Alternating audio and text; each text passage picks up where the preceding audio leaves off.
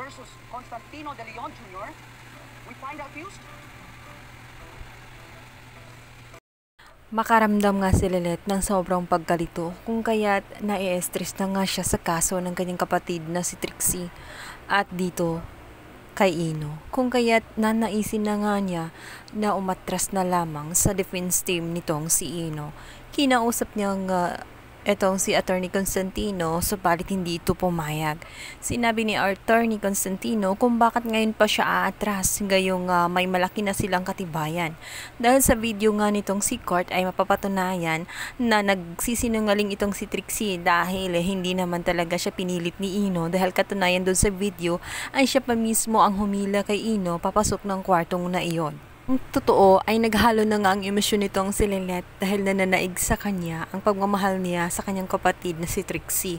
Ngunit walang magagawa itong si Lilet dahil kakausapin nga siya nitong si Calorena at hindi ito papayag na bibitaw siya kay Ino. Hindi niya hahayaan na mangyari yun sapagkat ano na lamang sasabihin ng mga tao kung siya ay bumitiw. Maaring makaisip ang mga tao na baka nagbago ang isip ni Lilet at hindi na siya naniwala ng tuluyan dito kay Ino kung kaya't bumitaw siya.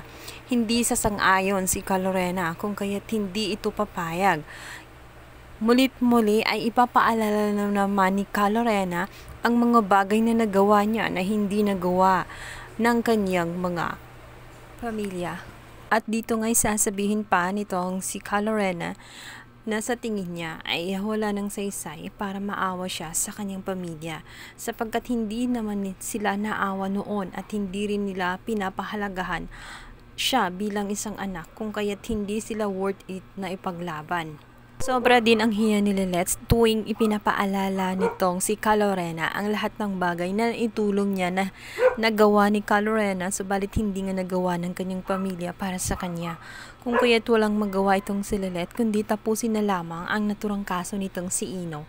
Subalit hindi na nga siya tumatayong sa harapan bilang abogado kundi ito na nga si Attorney Constantino. At sa pagkakataong yun, ang nasa harapan nga bilang testigo ay ito nga si Court dahil sa video na nakita sa vlog niya.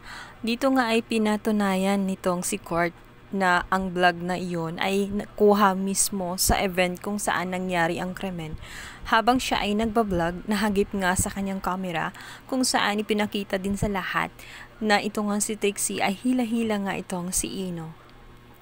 Matibay ang kanilang ebidensya dahil sa video na iyon, pinapatunayan lamang na si Trixie ay nagsisinungaling sa kanyang unang statement kung saan sinabi nito na pinilit siya ni Ino. Dito nga sinabi ni Attorney Constantino na malinaw na ang lahat ng mga binibintang ni Trixie ay hindi totoo sapagkat makikita na nga sa video at yun ang pinakamatibay na ebidensya. Subalit agad namang tumayo itong si Trixie. Sinabi nito na hindi totoo ang sinasabi ng video. Ang video na iyon ay clip lamang.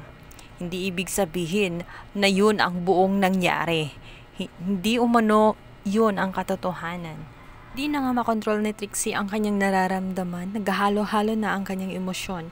Pilit niyang sinasabi at paulit-ulit na nirape siya ni Ino. Subalit paano niya ipapaliwanag ang naturang video nga nitong si Court kung saan siya mismo ang humila kay Ino papasok nga sa kwarto na iyon. Matapos nga ang senaryo na iyon, maging itong si Lilet ay hindi makakaligtas sa galit nitong si Trixie.